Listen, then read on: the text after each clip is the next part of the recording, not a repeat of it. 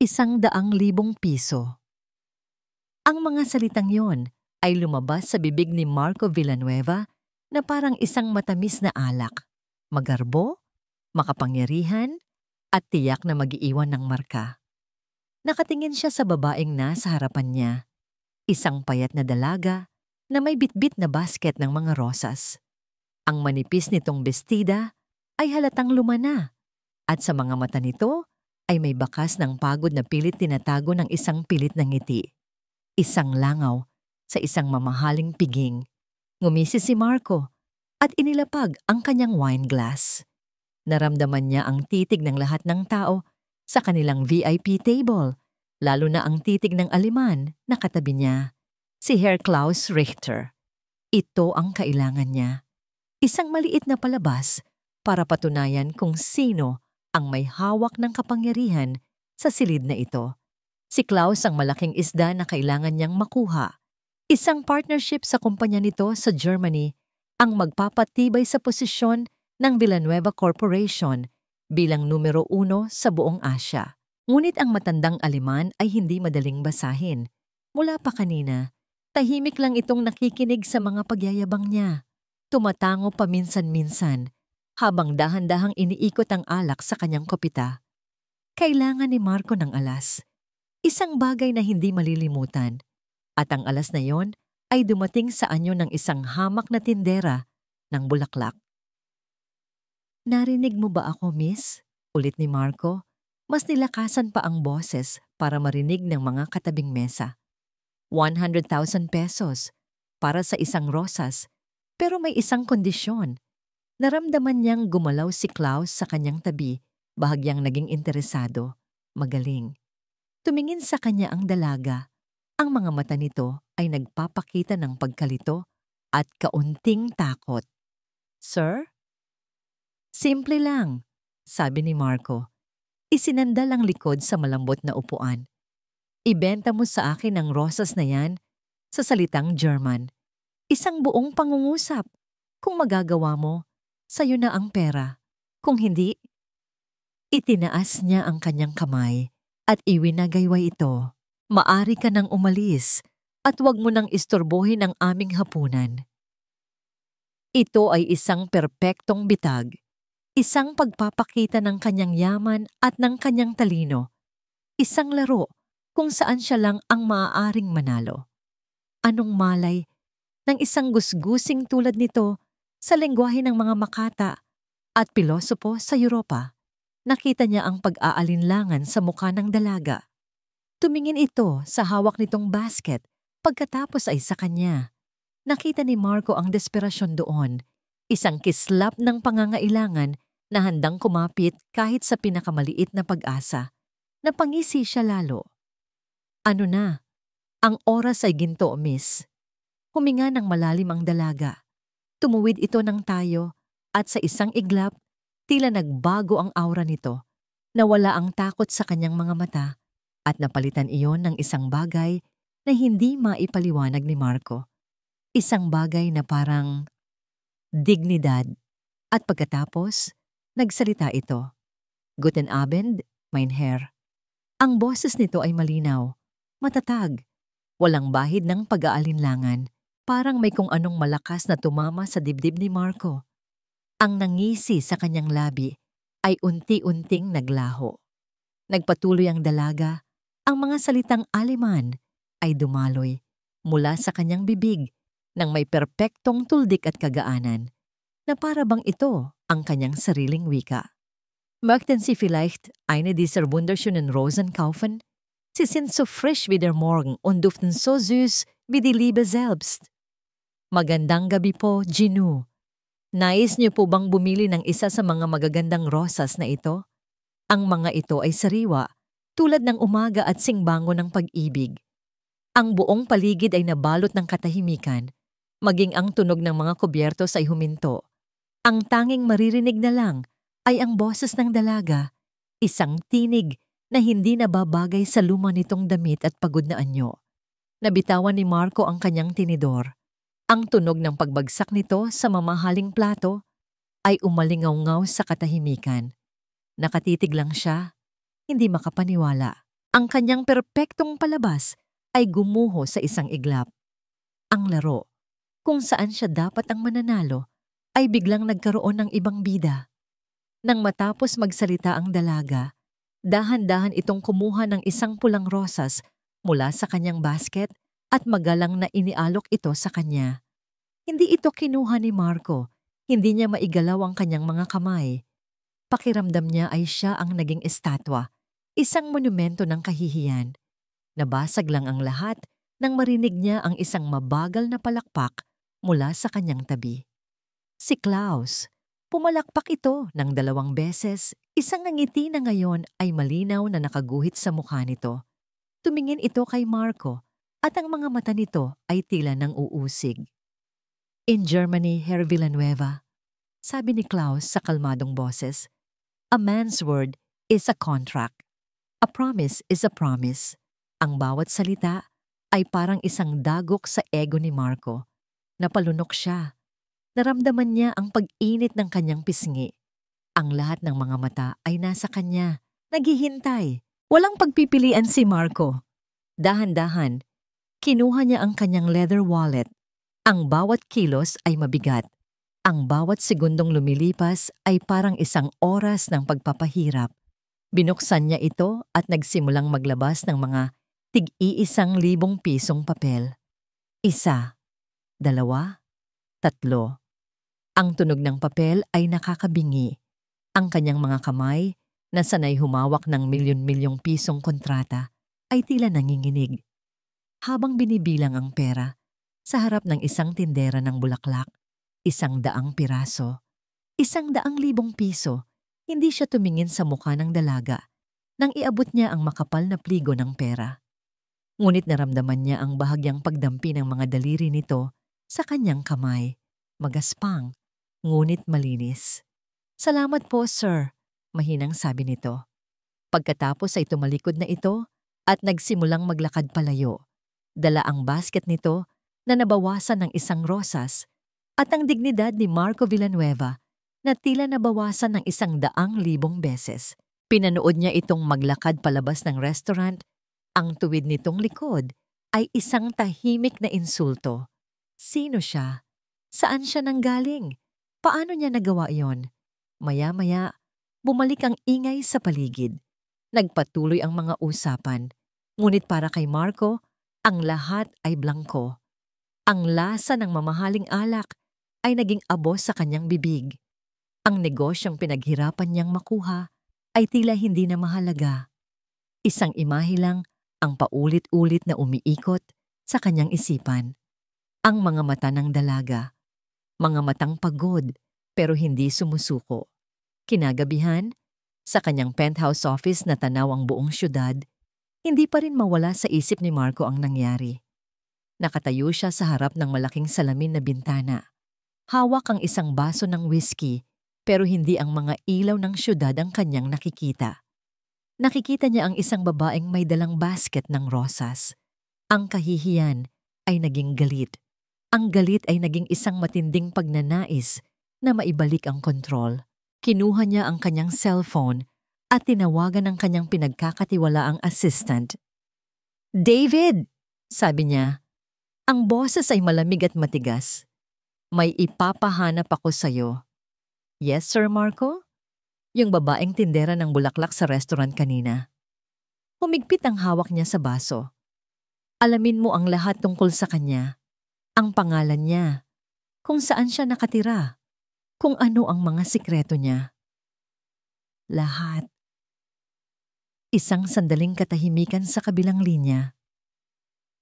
I want to know everything, mariing utos ni Marco. Ang 100,000 piso ay mabigat sa loob ng kanyang mumurahing bag. Bawat hakbang ni Ara palayo sa magarbong restaurant ay parang isang takbo. Hindi siya lumingon. Ayaw niyang makita muli ang mga mapanghusgang mata ng mga tao roon, lalo na ang mga mata ng lalaking iyon, si Marco Villanueva. Ang lamig at pang-iinsulto sa mga titig nito ay mas masakit pa kaysa sa gutom na kumakalam sa kanyang sikmura. Pero ang bigat ng pera sa kanyang bag ay isang paalala. 100,000 piso. 100,000 dahilan para tiisin ang lahat. Dumiretso siya sa ospital. Ang amoy ng antiseptic ay sumalubong sa kanya. Isang amoy na naging pamilyar na sa kanya sa loob ng nakalipas na mga buwan. Isang amoy ng sakit, pero para kay Ara, ito rin ang amoy ng pag-asa. Dahil dito sa lugar na ito, lumalaban ang kanyang ina. Dahan-dahan niyang sinilip ang silid. Nakita niya ang kanyang nanay Elena, payapang natutulog. Ang dating masayahin nitong muka ay payat na ngayon at ang kanyang buhok ay nagsisimula ng manumnipis. Isang tubo ng dextrose ang nakakabit sa kanyang kamay. Napayuko si Ra at naramdaman niya ang unti-unting pag-init ng kanyang mga mata. Isang butil ng luha ang pumatak sa kanyang kamay. Agad niya itong pinunasan. Hindi siya pwedeng maging mahina. Hindi ngayon. Iniwan niya muna ang kanyang ina at naglakad papunta sa billing section. Ang puso niya ay kumakabog ng malakas habang papalapit siya sa bintana. "Good evening po. Magbabayad po sana ako para kay Elena Reyes," sabi niya. Pilit na pinapakalma ang kanyang boses. Kinuha niya ang makapal na pligo ng pera mula sa kanyang bag. Ang mga kamay ng kahera ay bahagyang natigilan nang makita ang dami ng pera. Tumingin ito sa kanya mula ulo hanggang paa na para bang sinusuri kung saan niya nakuha ang ganoong kalaking halaga. Naramdaman na naman ni Ara ang kahihiyan. Yumuko siya, nagkunwaring may hinahanap sa kanyang bag. Matapos ang ilang minutong pagbibilang at pag-type sa computer, iniabot sa kanya ng kahera ang resibo. Tinitigan ito ni Ara. Nabawasan na ang utang nila. Hindi pa bayad lahat, pero sapat na ito para manatili ang kanyang ina sa silid na iyon, para maipagpatuloy ang mga gamutan. Nakahinga siya ng maluwag. Gumaan ng kaunti ang bigat sa kanyang dibdib, kahit pansamantala lang. Pagbalik niya sa silid, gising na ang kanyang ina. Isang mahinang ngiti ang sumilay sa mga labi nito. "Ara anak, kanina ka pa." "Hindi naman po, Nay," sagot ni Ara. Umupo sa tabi ng kama at marahang hinawakan ng kamay ng ina. "Kumusta po ang pakiramdam ninyo?" "Mabuti naman anak. Ikaw? Mukhang pagod na pagod ka." Hinaplos ni Nanay Elena ang kanyang pisngi. "Huwag mong masyadong pabayaan ang sarili mo." "Okay lang po ako, Nay." Pilit siyang ngumiti. Ito ang pinakamahirap na parte, ang magpanggap na maayos ang lahat. "Nakita ko ang resibo sa mesa, anak," sabi ng kanyang ina. Ang boses ay puno ng pag-aalala. Saan galing ang ganoong kalaking pera?" Naramdaman ni Ara ang pagbilis ng tibok ng kanyang puso. Yun po ba? May tumulong lang po. Isang mabait na customer na naawa sa akin. Binili niya po lahat ng bulaklak ko." Isang kasinungalingan. Pero isang kasinungalingang kailangan niyang sabihin para hindi na mag-alala pa ang kanyang ina. Tinitigan siya ni Nanay Elena na para bang nakikita nito ang katotohanan sa likod ng kanyang mga salita. Pero sa huli, tumango na lang ito. "Magpasalamat ka sa kanya, anak, at mag-iingat ka palagi." "Opo, Nay." Sa maliit na espasyo sa tabi ng bintana, umupo si Ara at binuksan ang kanyang bag. Kinuha niya mula roon ang isang maliit at lumang libro, isang German-Tagalog dictionary. Ang pabalat nito ay kupas na at ang mga pahina ay naninilaw na. Ito ang tanging naiwang alaala sa kanya ng kanyang ama. Naalala niya noong bata pa siya. Isang propesor ng linguistika ang kanyang ama. Mahilig itong magbasa at laging sinasabi sa kanya na ang mga salita ay kayamanan. Gabi-gabi, bago siya matulog, tinuturuan siya nito ng isang bagong salitang German. "Bakit po German, Sai?" tanong niya noon. Ngumiti ang kanyang ama. "Dahil ang mga salita, anak, ay mga tulay. Balang araw, baka ang isang salitang German ang magdadala sa'yo sa isang magandang lugar." Napapikit si Ara. Ang isang salitang German nga ang nagbigay sa kanya ng pera, pero hindi siya nito dinala sa isang magandang lugar. Dinala siya nito sa isang gabi ng kahihiyan. Ginamit niya ang kayamanang bigay ng kanyang ama para lang sa isang transaksyon na yumurak sa kanyang pagkatao.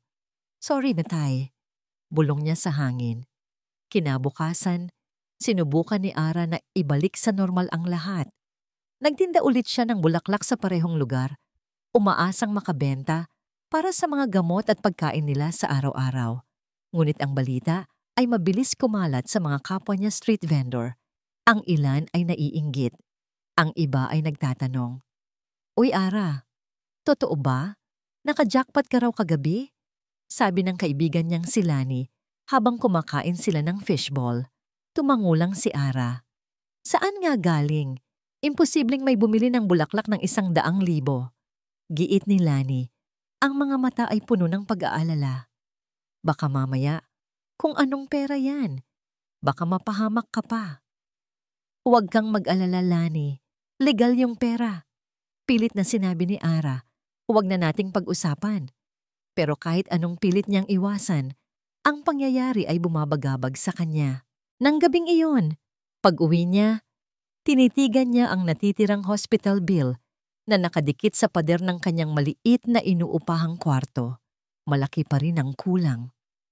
Ang 100,000 ay parang isang patak lang ng tubig sa isang naglalagablab na apoy.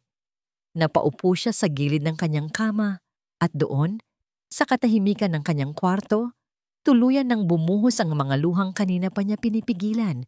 100,000 piso, pero ang kapalit ay ang kanyang kapayapaan. Matapos ang ilang sandali, pinunasan niya ang kanyang mga luha at tumayo. Kailangan niyang maging matatag para sa nanay niya. Naghahanda na siyang magluto ng hapunan nang may marinig siyang ugong ng isang sasakyan na huminto sa tapat ng kanilang eskinita. Imposible. Walang sasakyan na nagpupunta sa lugar na ito, lalo na kung gabi. Dahil sa kuryosidad, sumilip siya sa maliit na siwang ng kanilang bintana. At ang nakita niya ay nagpatigil sa kanyang paghinga. Isang makintab at itim na luxury car ang nakaparada sa labas. Ang ilaw nito ay nakakakasilaw, isang diamante sa gitna ng putikan. Bumukas ang pinto sa driver's side.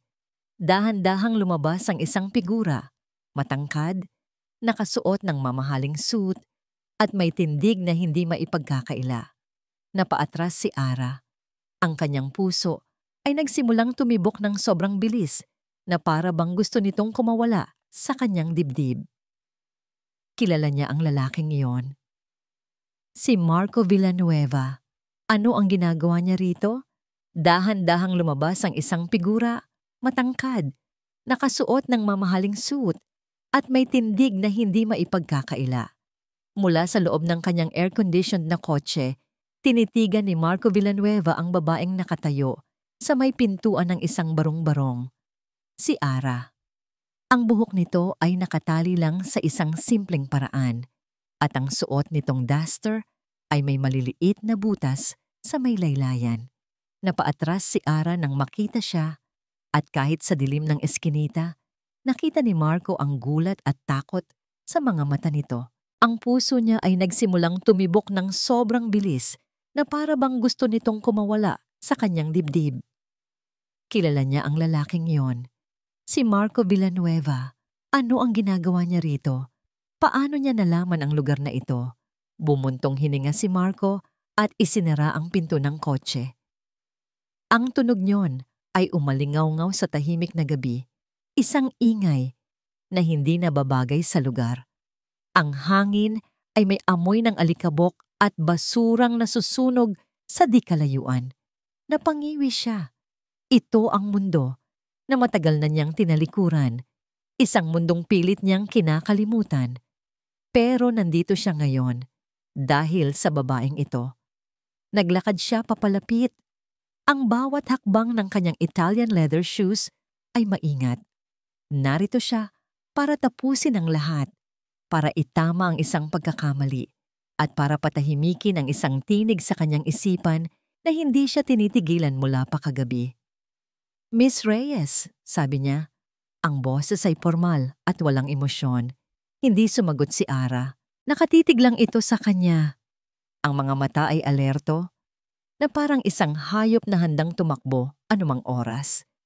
Kinuha ni Marco mula sa inner pocket ng kanyang suit ang isang makapal na puting sobre. Walang marka, walang pangalan, pero ang laman yon ay sapat na para baguhin ang buhay ng sino mang nasa lugar na ito. Para sa'yo, sabi niya, iniabot ang sobre. Consider it an apology at para sa abala. Ito na yon. Ganito niya inaayos ang mga problema. Pera, mabilis, simple, at epektibo. Inaasahan niyang kukunin ito ng dalaga, marahil ay may luha pa ng pasasalamat. At pagkatapos, tapos na. Makakabalik na siya sa kanyang mundo at makakalimutan na niya ang lahat ng ito. Pero hindi gumalaw si Ara. Hindi man lang nito sinulyapan ang sobrang nasa kamay niya. Ang mga mata nito ay nakatutok lang sa kanyang mukha. Hindi ko po kailangan yan, sir, sabi nito sa mahinang boses. Ngunit may diin. Napakunot ang noo ni Marco. Ano? Ang kinuha ko po kagabi ay bayad sa isang usapan. Tapos na po yon.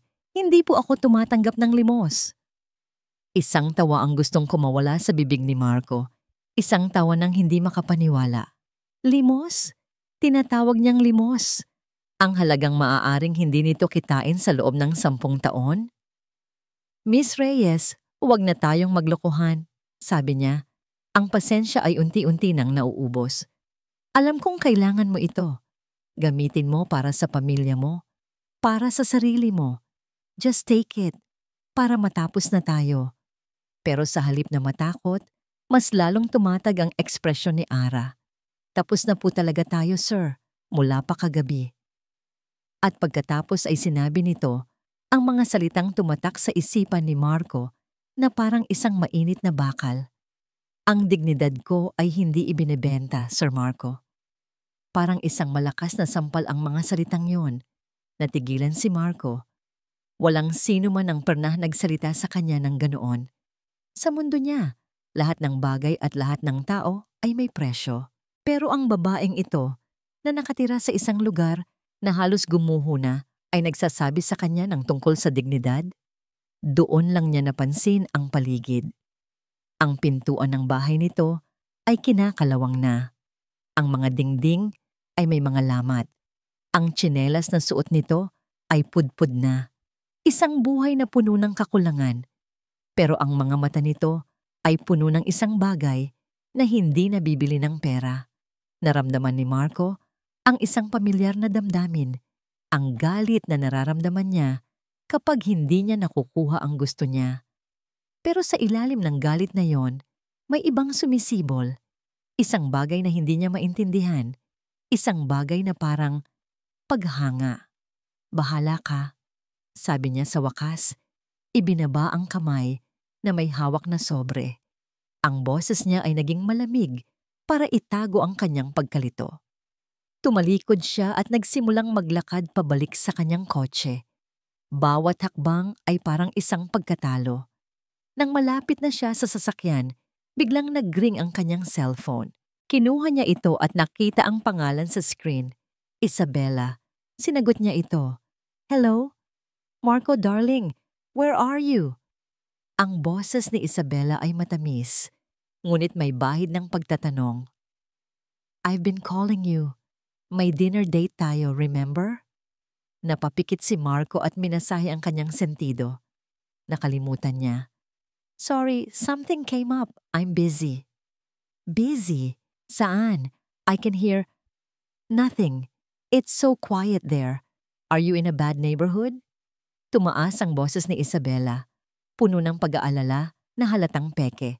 Lumingon si Marco at tinignan ang bahay ni Ara. Nakatayo pa rin ito sa may pinto, isang anino sa dilim. I have to go, Isabella.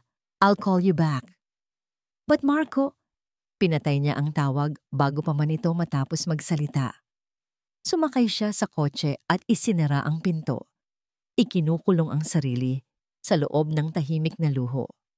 Inihagis niya ang sobre sa passenger seat. Ang puting sobre ay tila isang bandila ng kanyang pagsuko.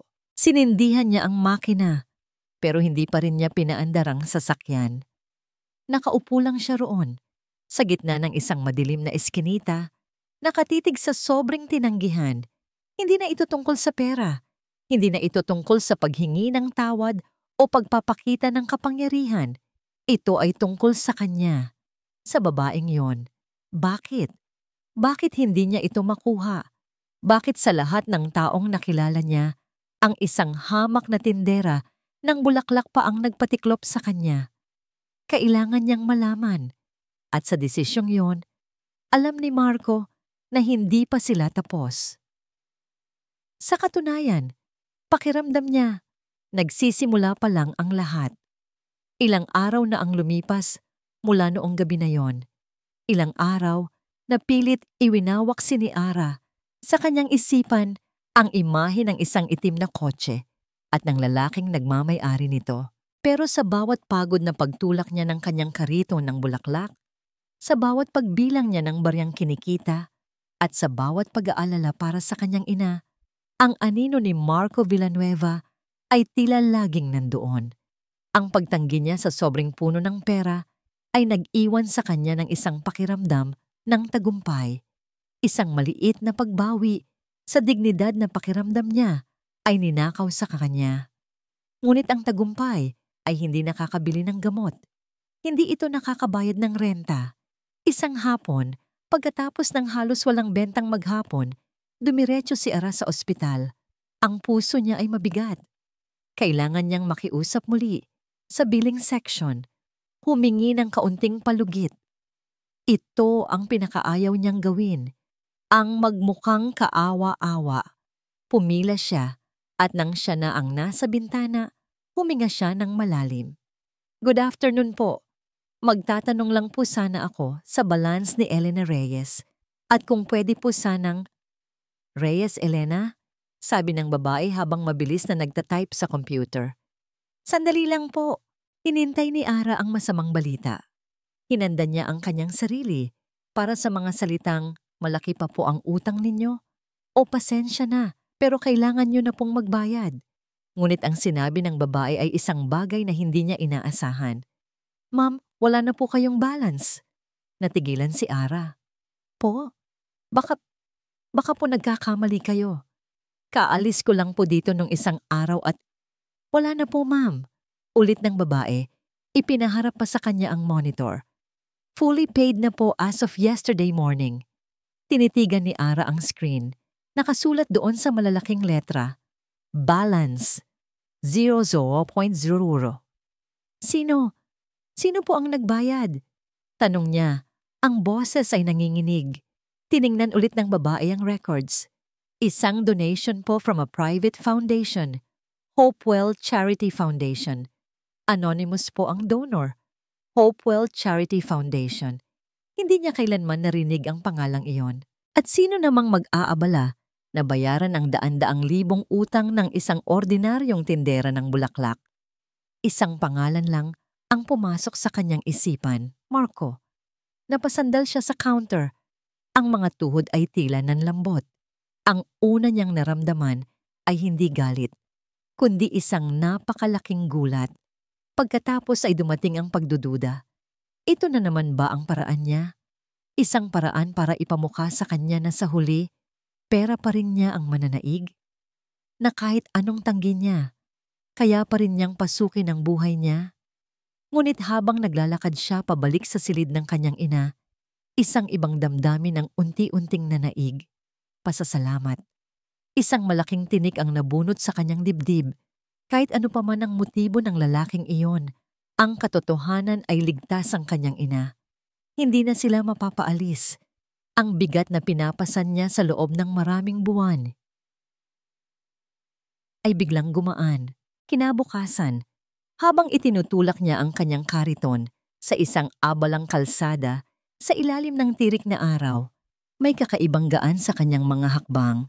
Nakangiti siya habang inaayos ang mga bulaklak. Ngunit ang nangiting iyon ay biglang napawi nang makarinig siya ng isang malakas na tunog ng pagkalagutok. Biglang tumagilid ang kariton at ang isang gulong nito ay tuluyan ng bumigay at gumulong palayo. Naku! Sigaw niya. Ang mga bulaklak ay natapon sa gilid ng kalsada. Ang kanyang paninda, ang kanyang puhunan. Mabilis siyang kumilos, pinupulot ang mga rosas at daisy na nagkalat sa maalikabok na bangketa. May ilang nagmamagandang loob na tumulong, pero karamihan ay tingin lang ang ibinigay. Naiiyak na siya sa inis at pagkadismaya. Paano na ito? Habang abala siya sa pagpulot, isang pamilyar na itim na kotse ang huminto sa kanyang tabi. Ang bintana nito ay dahan-dahang bumaba. Si Marco Villanueva, nakasuot ng puting polo at salamin. May problema ba tayo, Miss Reyes? Tanong nito. Ang boses ay kalmado na para bang normal lang na makita siya sa gitna ng isang abalang kalsada. Napatingala si Ara, gulat na gulat. Masyado na itong nagiging coincidence. Okay lang po. Kaya ko na po to. Mabilis niyang sagot. Pilit na iwinawaksi ang alok ng tulong. Ngunit bumukas ang pinto ng kotse at bumaba si Marco. Inalis nito ang kanyang salamin at inilagay sa bulsa ng polo. Lumapit ito at tiningnan ang sirang kariton. Sa tingin ko, hindi, sabi nito. Halika na. Isakay na natin yung mga bulaklak sa kotse ko. Ihahatid na kita. Naku, sir. Wag na po. Nakakahiya. Madudumihan lang po yung sasakyan ninyo. Pagtanggi ni Ara. Hindi siya pinansin ni Marco. Nagsimula na itong pulutin ang mga bulaklak at maingat na inilagay sa loob ng backseat ng kanyang sasakyan. Walang nagawa si Ara kundi tulungan na rin ito. Pagpasok niya sa loob ng kotse, naamoy niya ang mamahaling leather at ang banayad na pabango ni Marco. Napatingin siya sa kanyang sarili. Pawis, marumi ang mga kamay, at amoy araw. Napahiya siya. Nagsimulang umandar ang kotse. Tahimik lang sila sa unang ilang minuto. Salamat po dito. Basag ni Ara sa katahimikan. Walang anuman, sagot ni Marco. Ang tingin ay nasa daan. Saan ba kita ihahatid? Itinuro ni Ara ang direksyon. Tungkol sa ospital. Panimula ni Ara. Tinitipon ang lahat ng kanyang lakas ng loob. Kailangan niyang malaman. Kayo po ba? Lumingon ito sa kanya saglit. Ang mga mata nito ay seryoso. Ang mahalaga, maayos na ang nanay mo. Hindi yon sagot. Pero para kay Ara, sagot na yon. Bakit po ninyo ginagawa to? Tanong niya. Hindi na napigilan ang sarili. Huminto ang kotse dahil sa traffic. Humarap si Marco sa kanya ng buo. Wala na ang nangisi. Wala na ang pagmamataas na nakita niya sa restaurant. Ang nakikita niya ngayon ay isang taong seryoso. Dahil tinuruan mo ako ng isang leksyon, Ara, sabi nito sa mahinang boses, na hindi lahat ng bagay ay nabibili. At gusto kong malaman kung ano pa ang mga bagay na hindi ko alam. Natigilan si Ara. Ara, tinawag siya nito sa pangalan niya. Nagpatuloy sila sa pag-andar. Nag-usap sila, hindi tungkol sa pera o negosyo. Nagtanong si Marco tungkol sa mga bulaklak, kung ano ang paborito niya, kung paano niya inaalagaan ang mga ito. Nagkwento si Ara tungkol sa rosas na paborito ng kanyang ina, tungkol sa mga daisy na nagpapaalala sa kanya ng kabataan. Sa unang pagkakataon, nakita niya ang isang panig ni Marco na hindi niya inaasahan, isang taong marunong makinig. Sa isang saglit, habang nagkukwento siya, napatawa siya. At nakita niya itong ngumiti. Isang totoong nangiti, hindi isang mapanuyang ngisi. Isang ngiting umabot sa mga mata nito. At sa sandaling iyon, naramdaman ni Ara ang isang bagay na hindi niya dapat maramdaman. Isang mabilis na pitik sa kanyang puso. Kilig. Nahiya siya at napayuko. Nang malapit na sila sa kanilang eskinita, sinabi niyang ibaba na lang siya sa kanto. Isang maliit na paggalang sa kanyang privacy na hindi niya inaasahan mula dito. Salamat po ulit, Sir Marco, sabi niya pagkababa. Marco na lang, sagot nito. Ngumiti ulit ito bago isara ang bintana at pinaandar palayo ang kotse. Naiwan si Ara sa kanto. Yakap ang mga bulaklak na nailigtas. Ang puso niya ay naguguluhan. Ang isip niya ay puno ng mga tanong. Sino ba talaga si Marco Villanueva? Pag-uwi niya sa kanyang kwarto, maingat niyang inilagay ang mga bulaklak sa isang timba ng tubig. Napangiti siya nang maalala ang ngiti ni Marco. Marahil ay nagkamali siya ng paghusga dito. Marahil ay may kabaitan talaga sa loob ng mayabang na CEO na yon. Habang iniisip niya ito, biglang nag-vibrate ang kanyang luma at gasgas ng cellphone sa ibabaw ng mesa. Kinuha niya ito, iniisip na baka ang kaibigan niyang si Lani ang nag-text. Isang mensahe mula sa isang hindi rehistradong numero. Binuksan niya ito. Nalaglag ang hawak niyang bulaklak. Nanlamig ang kanyang buong katawan. Isang litrato. Siya at si Marco. Sa loob ng kotse, nakangiti siya habang kausap ito. Ang kuha ay mula sa labas, palihim. At sa ilalim ng litrato, may mga salitang nagpabura sa lahat ng kislap ng pag-asa at kilig na naramdaman niya kanina. Mga salitang malamig at puno ng panganib. Layuan mo siya kung ayaw mong masunog ang mundo mo. Hindi mapakali si Marco. Sa loob ng kanyang malamig at malawak na opisina, kung saan ang bawat bagay ay may tamang lugar at presyo, isang imahe ang paulit-ulit na sumisira sa kanyang konsentrasyon, ang ngiti ni Ara sa loob ng kanyang kotse. Isang nangiting simple, totoo, at hindi nabibili. Ilang beses nang tumatawag si Isabela, pero hindi niya ito sinasagot.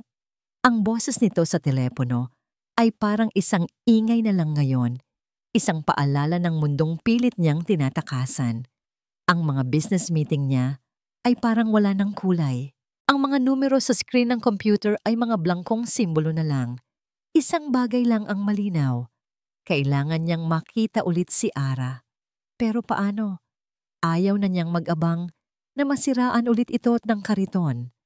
Ayaw na rin niyang bigla na lang sumulpot sa eskinita nito. Ang mga naunang pagkikita nila ay puno ng tensyon at pagpapakita ng kapangyarihan. Ngayon, gusto niya ng iba. Isang bagay na normal. David, sabi niya sa intercom, cancel all my afternoon meetings. But Sir Marco, you have a meeting with the board at 3. Sagot ng kanyang assistant. I said cancel them all. Kinuha ni Marco ang kanyang susi at naglakad palabas. Iniwan ang nagtatakang si David. May alam siyang lugar. Isang lugar na malayo sa mata ng publiko. Isang lihim na paraiso sa gitna ng magulong syudad. Isang hardin.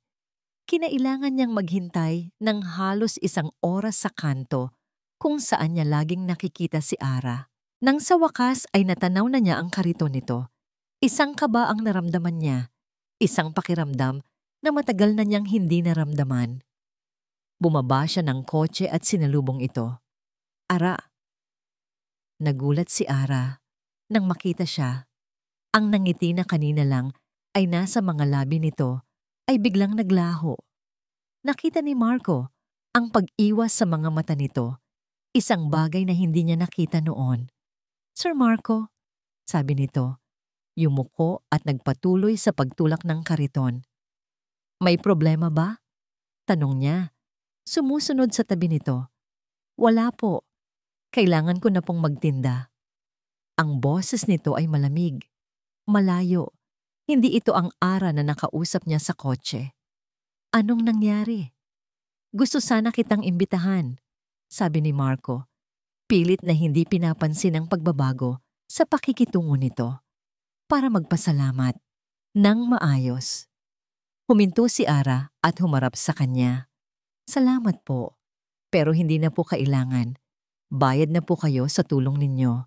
Ang bawat salita ay isang pagtanggi.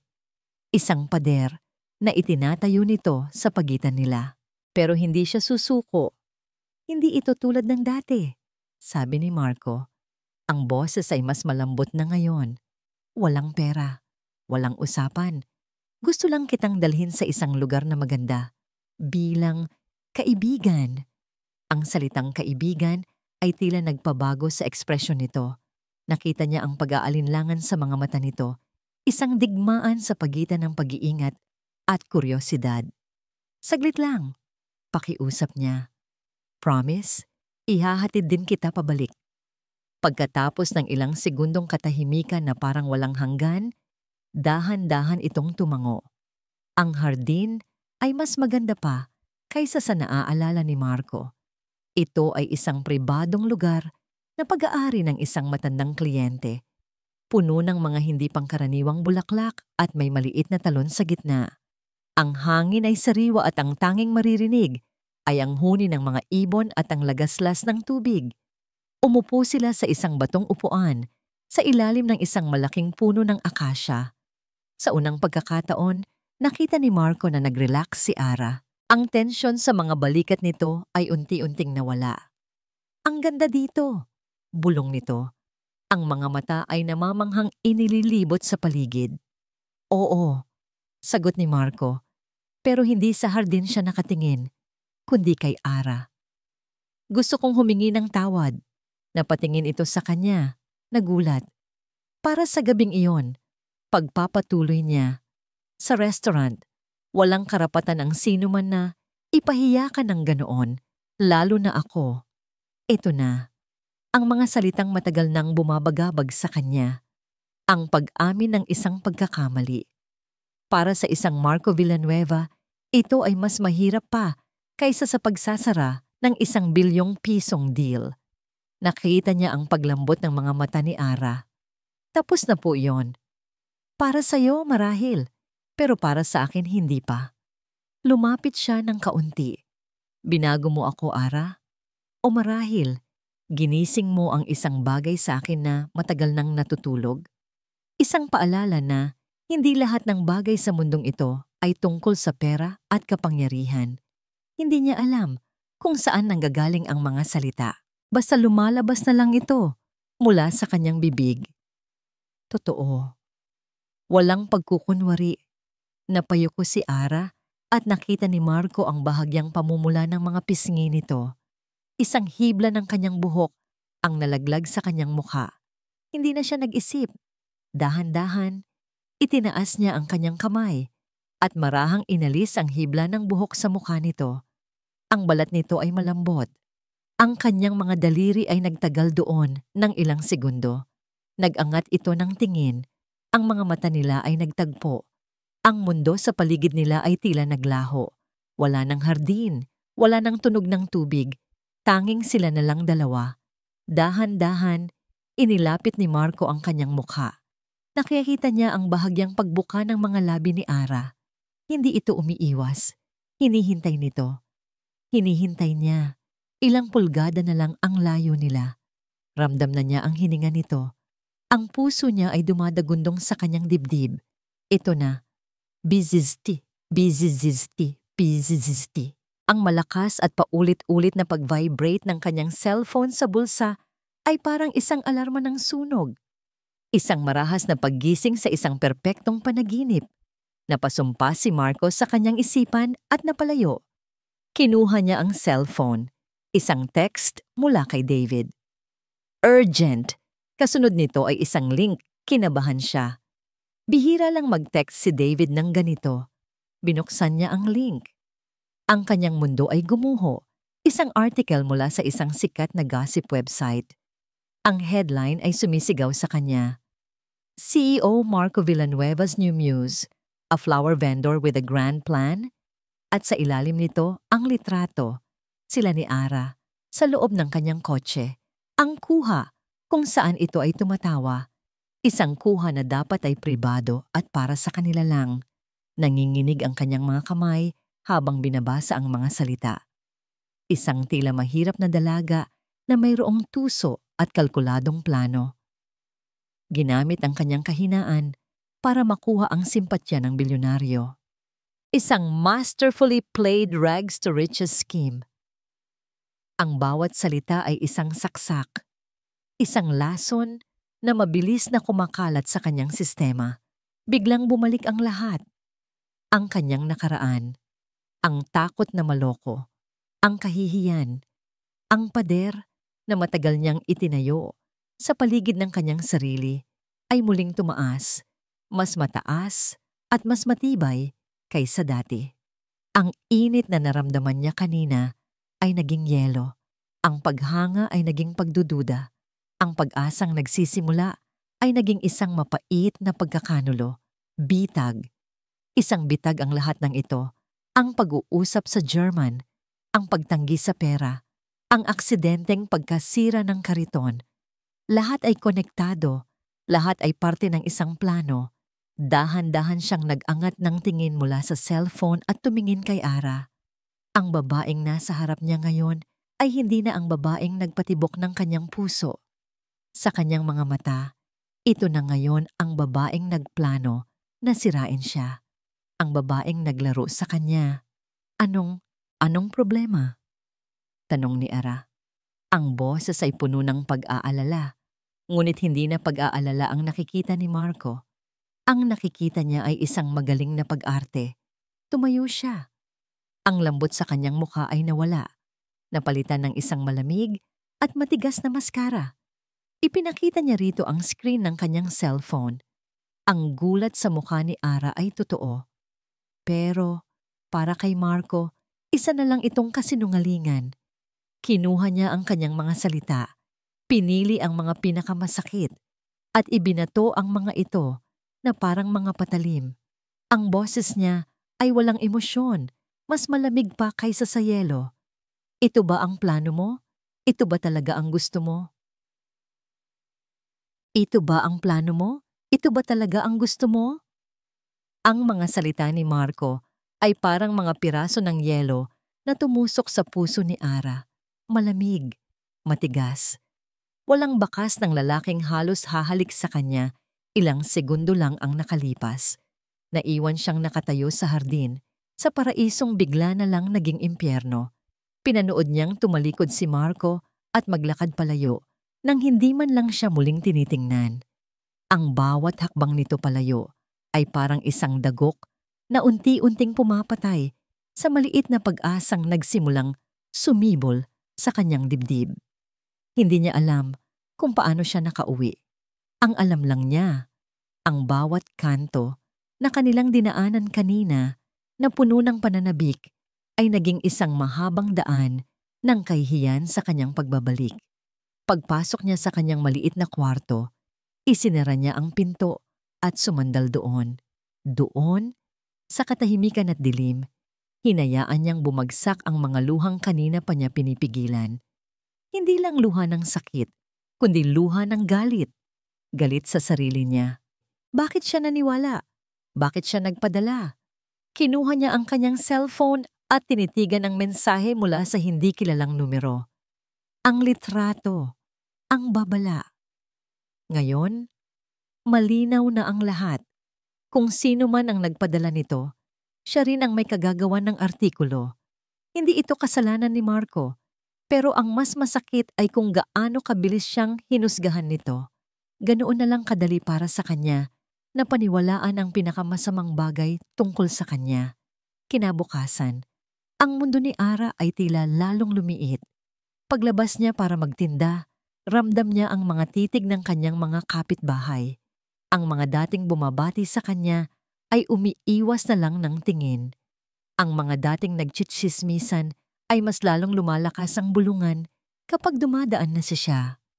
Ayan na yung manggagamit. Akala mo kung sinong tahimik, yun pala ahas.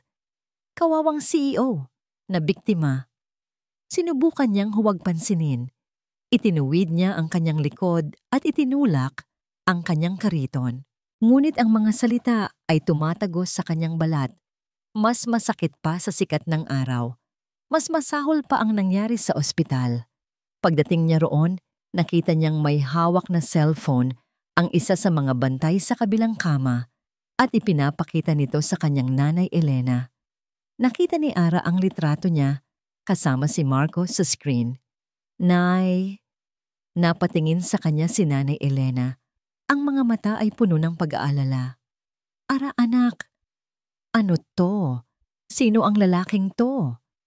Bago pa man makasagot si Ara, biglang napahawak sa dibdib ang kanyang ina. Nahirapan itong huminga. Nay, Nay, anong nangyayari? Natatarantang sigaw ni Ara. Agad na pumasok ang mga nurse.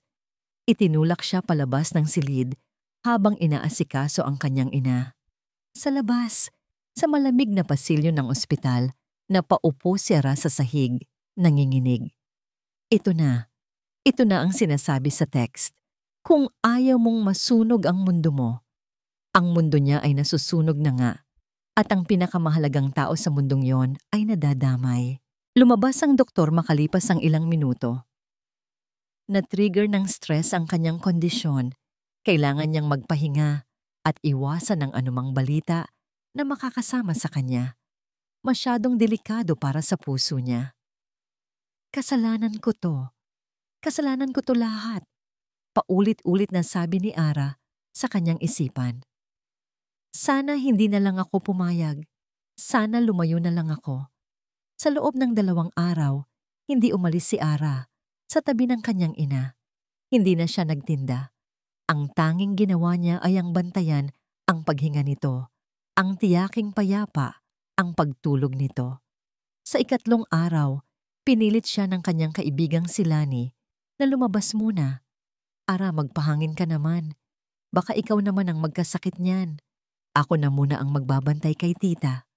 Nag-aalangan man, pumayag si Sierra. Naglakad siya papunta sa isang maliit at tahimik na parke. Ilang kanto mula sa ospital. Umupo siya sa isang bakanteng bench sa ilalim ng isang puno. Yakap-yakap niya ang luma niyang German-Tagalog dictionary, ang tanging bagay na nagbibigay sa kanya ng kahit kaunting kapanatagan. Habang nakatingin siya sa malayo, isang anino ang tumabon sa kanya. Magandang hapon, Fräulein. Napatingala si Ara, isang matandang lalaki, dayuhan, ang nakatayo sa kanyang harapan. Ang mukha nito ay mabait, at ang mga mata ay may kislap ng pag-aalala. Ito yung kasama ni Marco sa restaurant, si Herr Klaus. Guten Tag, Herr Richter, automatikong sagot ni Ara, bago pa man niya mapigilan ang sarili. Ngumiti ang matanda at umupo sa kabilang dulo ng bench, nag-iiwan ng sapat na espasyo sa pagitan nila. I see you haven't lost your scales. Yumuko lang si Ara. Ano na naman kaya ang kailangan nito? Baka isa na namang laro. I read the news, sabi ni Klaus sa mahinang boses. And I must say, I don't believe a word of it. Nag-angat ng tingin si Ara, nagulat.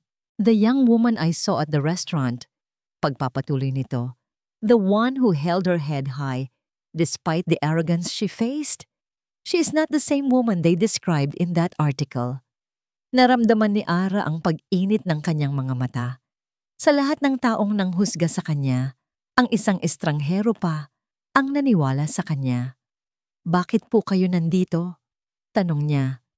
I was worried and I had a feeling that there is more to this story, sabi ni Klaus. Tumingin ito sa librong yakap-yakap niya. That's an old book.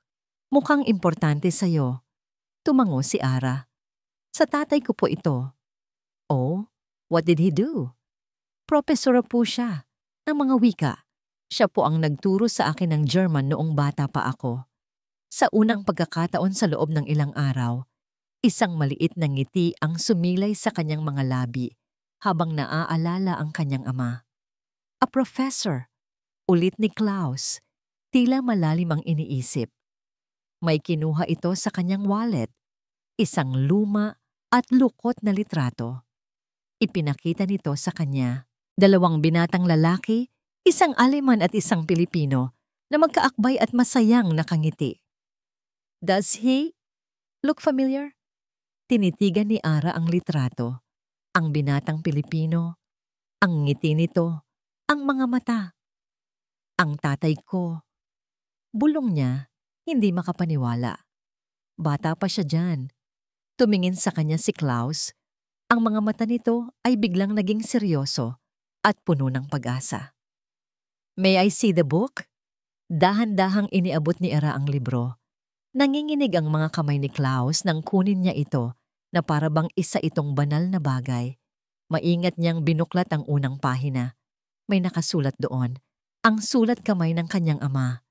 Para sa aking ilaw, Ara, naway dalhin ka ng mga salitang ito sa malayo. Papa Antonio, nakita ni Ara ang pagbabago sa mukha ni Klaus. Ang mga mata nito ay nanlaki. Ang bibig nito ay bahagyang bumuka. Tumingin ito mula sa libro, papunta sa kanya. Ang boses nito ay nanginginig ng magsalita ito, puno ng emosyon na halos 20 taong itinago. Ang iyong ama, ang pangalan ba niya ay Professor Antonio Reyes? Pagsisisi. Ito ang salitang bumabagabag kay Marco sa loob ng 3 araw. Pagsisisi na kasing pait ng kapeng hindi niya tinitimplahan ng asukal tuwing umaga. Paulit-ulit na naglalaro sa kanyang isipan ang eksena sa hardin. Ang takot at sakit sa mga mata ni Ara nang ibato niya ang kanyang mga akusasyon. Isang tingin na humahabol sa kanya kahit sa kanyang pagtulog. Sinubukan niya. Tinawagan niya ito ng ilang beses pero laging unattended. Nag-text siya, humihingi ng tawad, nagpapaliwanag. Walang sagot. Malamang ay blinok na siya nito. At sino nga ba naman ang hindi? Ang galit na naramdaman niya noong una ay unti-unti nang nilalamon ng pagdududa. Masyadong perpekto ang pagkakasulat ng artikulo. Masyadong kalkulado ang timing. Hindi ito gawa ng isang simpleng tindera ng bulaklak. Ito ay gawa ng isang taong sanay sa laro ng kapangyarihan. Isang taong, tulad niya, hindi siya mapakali. Kailangan niyang malaman kung anong nangyari kay Ara. Kaya naman, sa kabila ng pag-aalinlangan, nagpunta siya sa lugar kung saan niya alam na posibleng makita ito, sa paligid ng ospital. Pinark niya ang kanyang kotse sa di kalayuan, sa likod ng isang malaking puno, at naghintay. Parang isang magnanakaw sa sarili niyang kwento. At doon, nakita niya ito. Nakaupo sa isang bench sa parke, mag-isa, yakap-yakap ang isang lumang libro. Ang itsura nito ay pagod na pagod at may bakas ng kalungkutan sa bawat kilos nito. Naramdaman ni Marco ang isang kirot sa kanyang dibdib. Siya ang may gawa nito. Akmang bababa na siya ng kotse, handang lunukin ang lahat ng pride na natitira sa kanya. Nang isang pamilyar na figura ang lumapit dito, si Klaus Richter. Napakunot ang noo ni Marco. Anong ginagawa ng Aleman dito? At bakit niya kinakausap si Ara? Mula sa kanyang kinauupuan, pinanood niya ang dalawa. Nakita niya ang pag-uusap nila. Nakita niyang may ipinakitang litrato si Klaus. At nakita niya ang biglaang pag-agos ng mga luha mula sa mga mata ni Ara. Isang apoy ang biglang nag-alab sa loob ni Marco. Selos. Isang pakiramdam na hindi niya inaasahan at hindi niya maintindihan. Bakit si Klaus ang nagpapaluha dito? At bakit si Klaus din ang nag-abot dito ng panyo para punasan ang mga luhang iyon? Nag-iba ang takbo ng usapan. Mula sa pagiging malungkot, nakita ni Marco na naging seryoso ang mukha ni Ara. Tumango ito, nagsalita ng may diin. Si Klaus naman ay nakikinig ng mabuti, na para bang ang bawat salita ni Ara ay ginto. Nagmumukha silang mga alyado. Mga kasabwat. Isang malamig na ideya ang pumasok sa isip ni Marco. Nagsumbong ba si Ara kay Klaus? Ginamit ba nito ang koneksyon nila para sirain ang deal niya? O mas malala pa, sila ba ay magkakuntsaba mula pa sa simula? Ang pagsisisi ay napalitan ng pagkalito at panibagong pagdududa. Umalis siya sa lugar na iyon na mas magulo pa ang isip kaysa noong dumating siya. Kailangan niya ng mga sagot at isa lang ang alam niyang maaaring makapagbigay nito sa kanya. Pinuntahan niya si Isabela sa penthouse unit nito. Naabutan niya itong nagbabasa ng isang fashion magazine habang umiinom ng champagne na para bang walang anumang problema sa mundo. Kailangan nating mag-usap, sabi ni Marco. Walang anumang pagbati. Tumingin sa kanya si Isabela, ibinaba ang magazine. Marco, darling, what a surprise. I was starting to think you've forgotten about me. Ang artikulo, Isabela, may kinalaman ka ba dito? Diretsong tanong ni Marco. Isang tawa ang kumawala kay Isabela. Isang tawang maganda pakinggan, ngunit walang kagalakan. Ako? Bakit ko naman gagawin yon? Ako ang girlfriend mo. I'm on your side. Huwag mo akong laruin, Isabela. Alam kong ayaw mo sa kanya. At alam kong kaya mong gawin ang mga ganitong bagay. Tumayo si Isabela at lumapit sa kanya. Hinaplos nito ang kanyang dibdib. Ang mga kuko nitong kulay dugo ay tila mga babala. Marco, how could you even think that? Sabi nito. Ang boses ay puno ng pagkukunwaring sakit. Nasasaktan ako na mas pinaniniwalaan mo pa ang isang babaeng kalye kaysa sa akin. Hindi mo ba nakikita? Niloloko ka lang niya. At ngayon, sinusubukan ka pa niyang pag-awayin tayo. She's poisoning your mind against me. Ang mga salita nito ay makatwiran. Ang mga luhang nagsimulang mamuo sa mga mata nito ay kapani-paniwala. Sa isang iglap, nag-alinlangan na naman si Marco. Paano kung tama si Isabela? Paano kung masyado lang siyang nadadala ng emosyon niya para kay Ara? Umalis ka na, Marco, sabi ni Isabela. Tumalikod na ito na parang nasasaktan. Bumalik ka lang kapag alam mo na kung sino talaga ang kakampi mo. Umalis si Marco sa unit ni Isabela na walang malinaw na sagot. Pakiramdam niya ay lalo lang siyang nalito. Sino ang nagsasabi ng totoo? Sino ang biktima at sino ang kontrabida? Bumalik siya sa Villanueva Tower, sa kanyang opisina, ang tanging lugar kung saan nararamdaman niyang kontrolado niya ang lahat. Umupo siya sa kanyang silya at napahilamos ng muka. Gulong-gulo na siya. Biglang tumunog ang kanyang private line. Ang assistant niyang si David. Yes, David. Not now, please. I'm not in the mood. Sir Marco, sabi ni David. Ang boses ay seryoso at walang paligoy-ligoy. I think you need to hear this. Ginawa ko po yung sinabi ninyo. I did a deep background check on that gossip article. It took some time, pero may nahanap po ako. Napaupo ng tuwid si Marco. What is it? May isang malaking wire transfer na pumasok sa account ng blogger na nagsulat ng artikulo. The payment was processed a day before the article was published. From whom? Tanong ni Marco. Ang puso niya ay nagsimulang kumabog ng mabilis. Isang sandaling katahimikan sa kabilang linya na para bang nag-aalangan si David na sabihin ang susunod. Sir, the payment came from a shell company. Pero na-trace ko po ang pinagmulan ng pondo. Huminga ng malalim si David bago magpatuloy. The Shell Company is owned by a subsidiary of the Montenegro Corporation.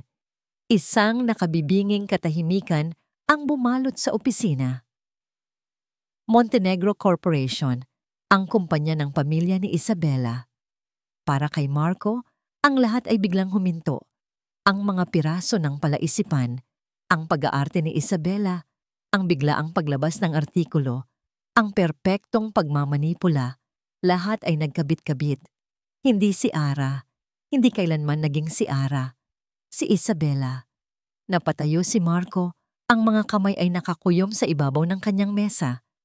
Ang pagkalito na naramdaman niya ay biglang nawala at napalitan ito ng isang bagay na mas malinaw at mas mapanganib. Isang malamig na galit.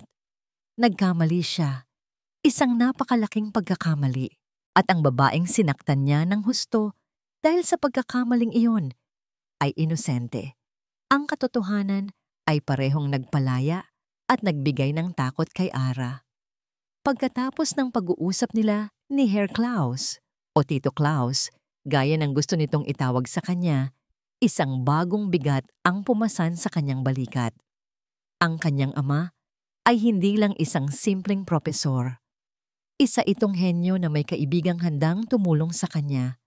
Ngunit ang katotohanan ito ay naglantad din sa kanya sa isang panganib na hindi niya inaasahan.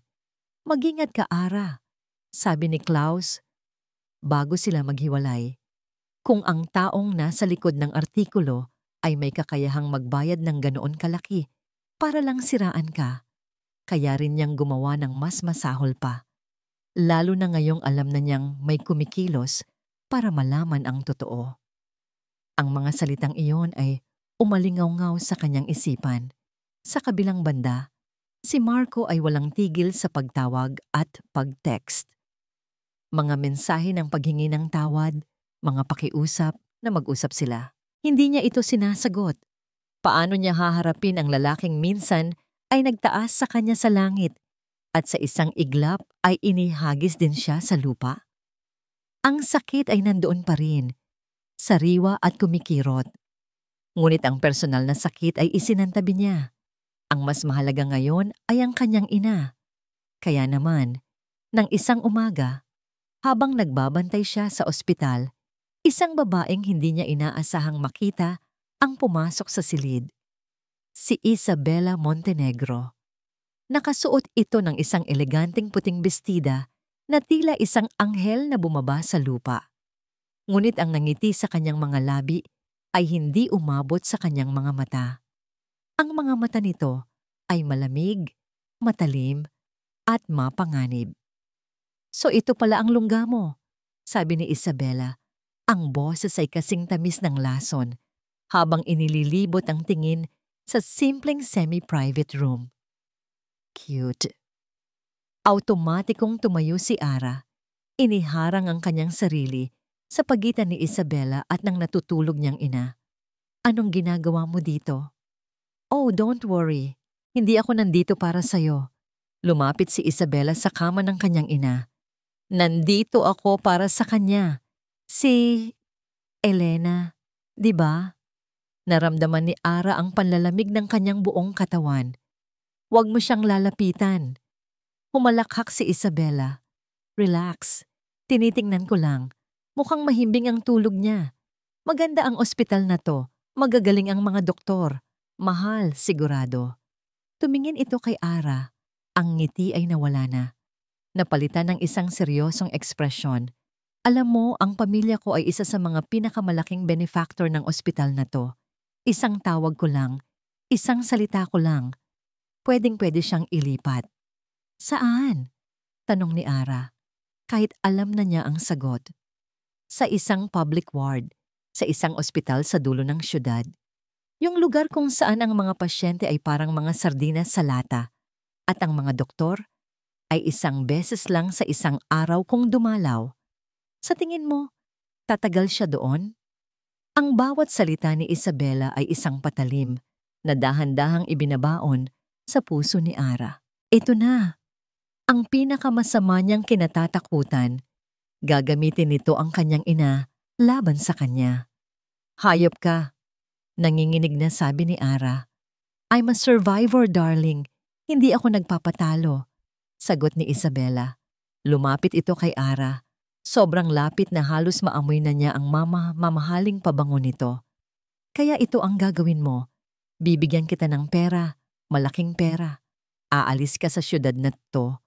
Pupunta ka sa isang lugar kung saan hindi ka na muling makikita o maririnig ni Marco at sasabihin mo sa kanya na niloko mo lang siya, na pera lang talaga ang habol mo. Hindi ko gagawin yan. Gagawin mo. Hinawakan ni Isabela ang braso ni Ara. Ang mga kuko nito ay bumaon sa kanyang balat. Dahil kung hindi, sisiguraduhin kong ang nanay mo ang unang magbabayad sa katigasan ng ulo mo. Isipin mo, Ara, isang tawag lang. Tumingin si Ara sa kanyang ina. Payapa itong natutulog, walang kamalay-malay sa panganib na nagbabanta. Ang mukha nitong napakarupok na, ang buhay nitong nakasalalay sa isang makina at sa kabaitan ng mga estranghero. Wala siyang pagpipilian, wala siyang lakas, wala siyang pera, wala siyang kapangyarihan. Ang tanging meron siya ay ang pagmamahal sa kanyang ina. At para sa pagmamahal na yon, handa siyang isakripisyo ang lahat. Ang kanyang dignidad, ang kanyang pangalan, ang kanyang puso. Dahan-dahan, tumango si Ara. Ang mga luha ay nagsimula nang mamuo sa kanyang mga mata. Gagawin ko. Isang nangiti ng tagumpay ang sumilay sa mga labi ni Isabela. Binitawan nito ang kanyang braso. Good girl. Kinagabihan, tinawagan ni Ara si Marco. Pumayag siyang makipagkita. Sa huling pagkakataon, nagkita sila sa isang tahimik na coffee shop. Pagdating pa lang ni Marco, nakita na agad niya ang pagsisisi sa mga mata nito. Lumapit ito, Akmang hahawakan ang kanyang kamay, pero umiwas siya. Ara, I'm so sorry. Nalaman ko na ang lahat. Si Isabela. Hindi, putol ni Ara. Ang boses niya ay walang emosyon. Isang boses na hindi niya pag-aari. Nag-ensayo siya sa harap ng salamin ng ilang oras para makuha ang tamang tono, ang tamang lamig. Tama ka. Tama ka nung una pa lang. Napakunot ang noo ni Marco. Anong ibig mong sabihin? Tama ang sinabi sa artikulo. Plano ko ang lahat, sabi ni Ara. Tinititigan ito ng diretso sa mga mata. Pilit na itinatago ang sakit. Ginamit kita. Kailangan ko ng pera para sa nanay ko. At nakita ko sa iyo ang pagkakataon. Ang pag-uusap sa German, ang sirang kariton. Lahat yon. Ako ang may gawa. Hindi ako naniniwala, sabi ni Marco, umiiling. Hindi ikaw yan. Hindi mo talaga ako kilala, Marco, sabi ni Ara. At sa pagkakataong ito, isang totoong tawa ang kumawala sa kanya. Isang tawa na puno ng pait. Nakuha ko na ang gusto ko. Salamat sa'yo, bayad na ang ospital. At ngayon, tapos na tayo. Tumayo siya. Bawat hibla ng kanyang katawan ay gustong bumalik.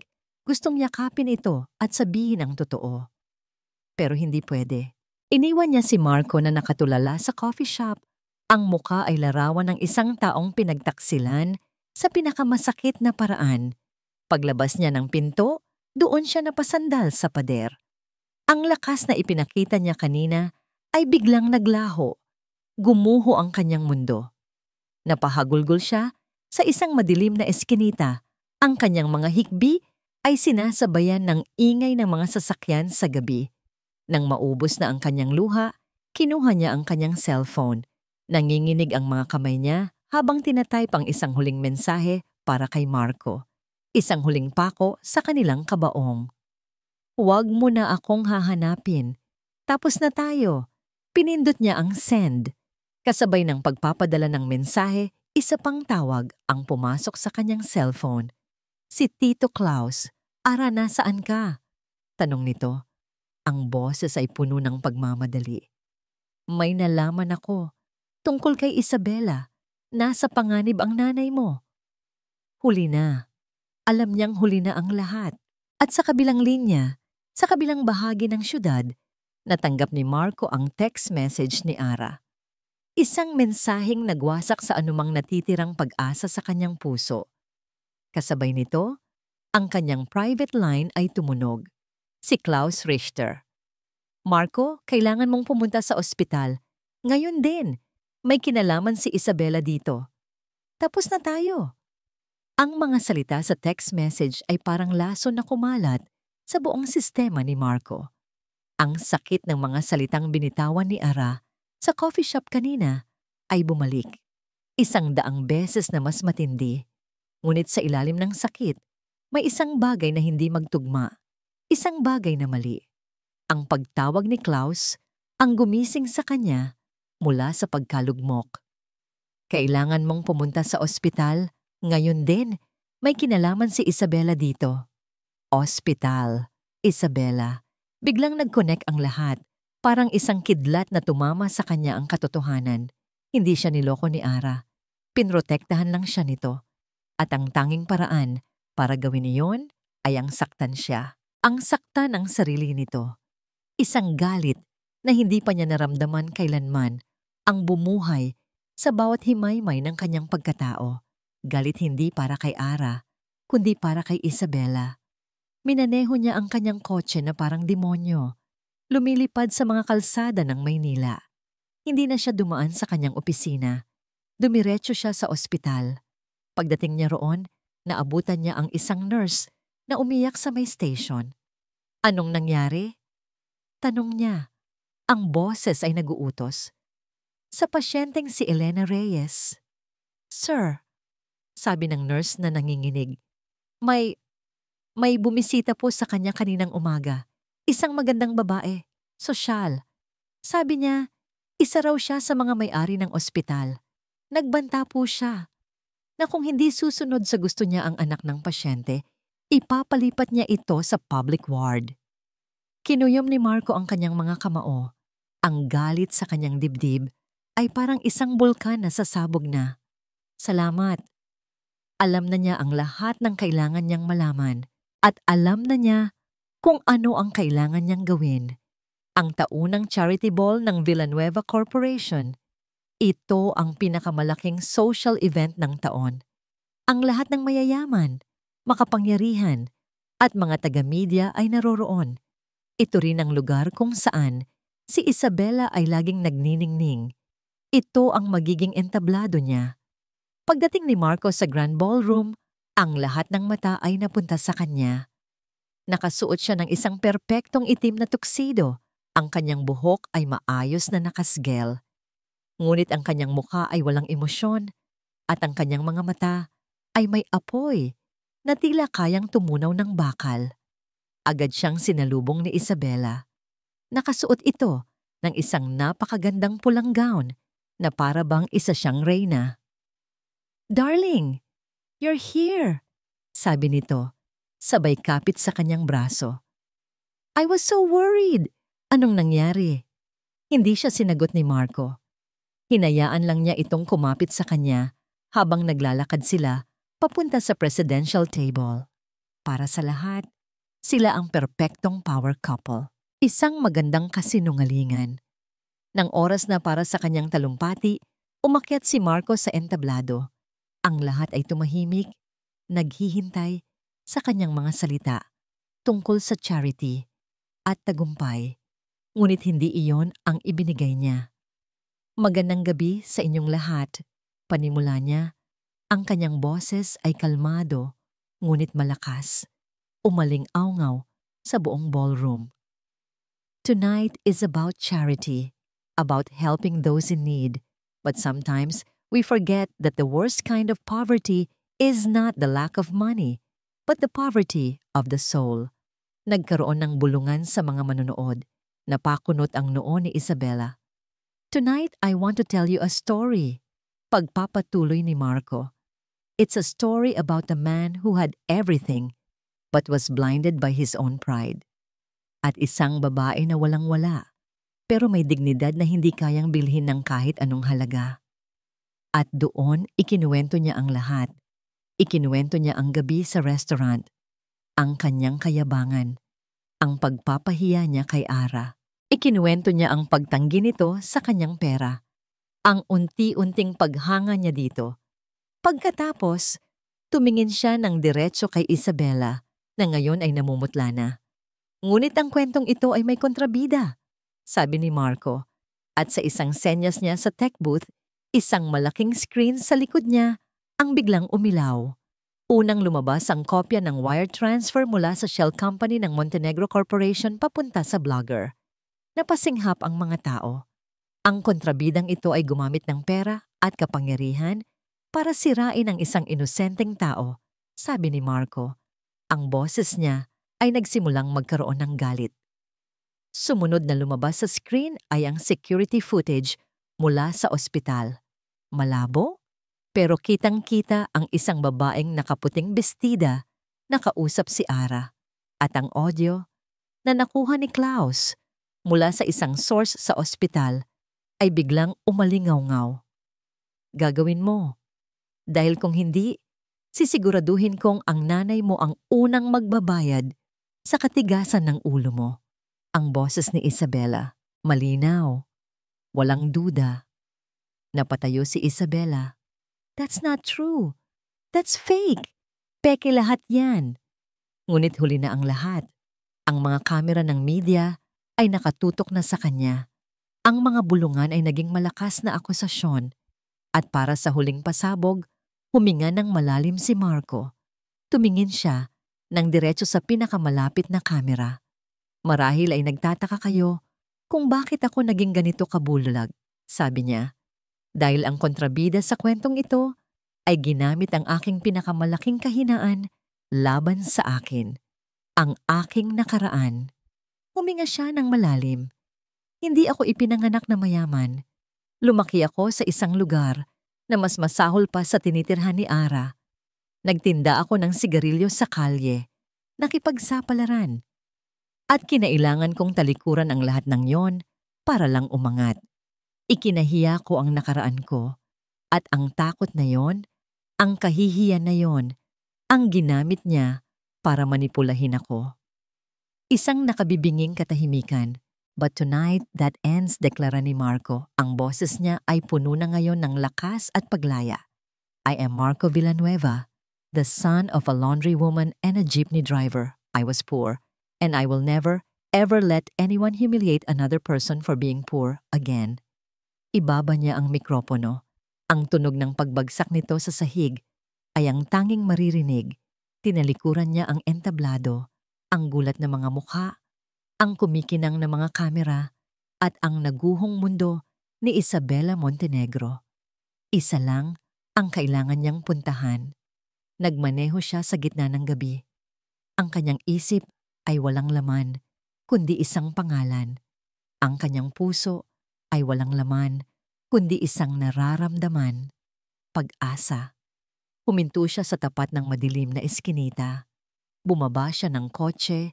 Ang kanyang mamahaling tuksido ay nababalutan ng alikabok. Tumingala siya sa maliit na bintana kung saan niya unang nakita ang anino ni Ara. Hindi niya alam kung nandoon pa ito.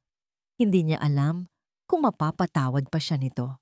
Ngunit isang bagay ang sigurado niya. Ara, bulong niya sa hangin.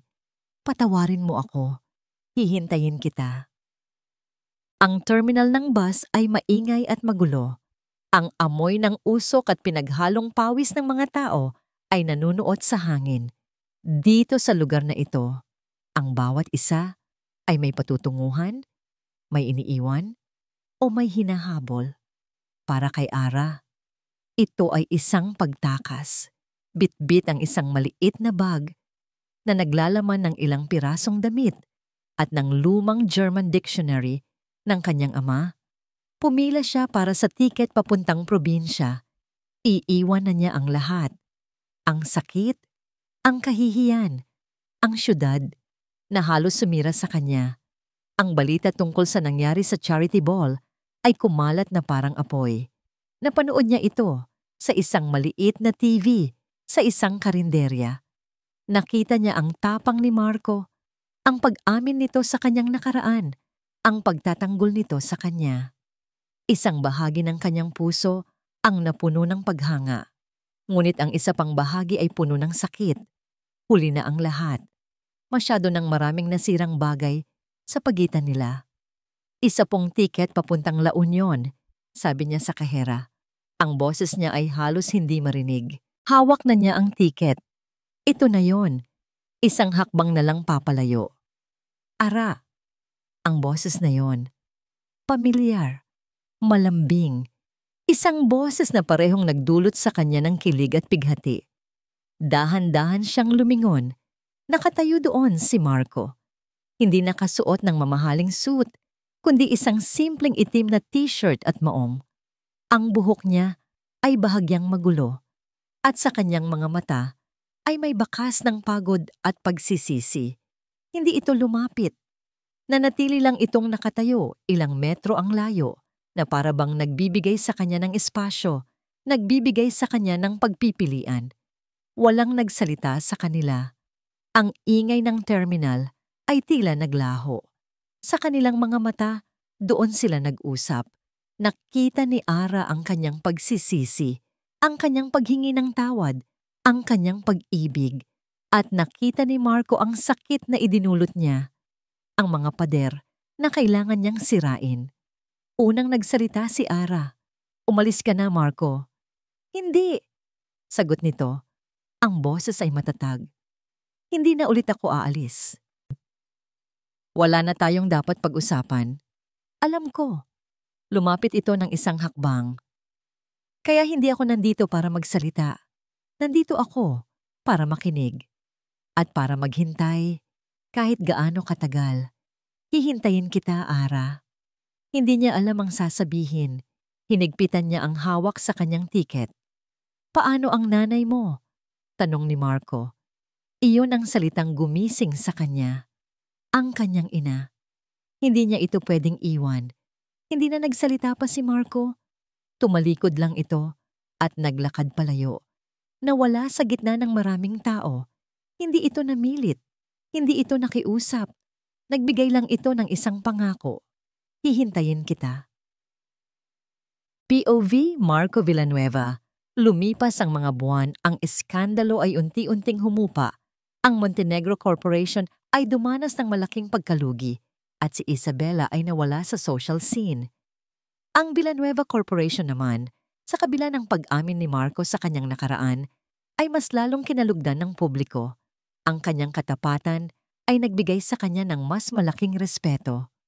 Pero para kay Marco, ang lahat ng iyon ay walang halaga. Tinupad niya ang kanyang pangako. Hindi na niya ginulo si Ara, ngunit hindi ibig sabihin noon ay pinabayaan na niya ito.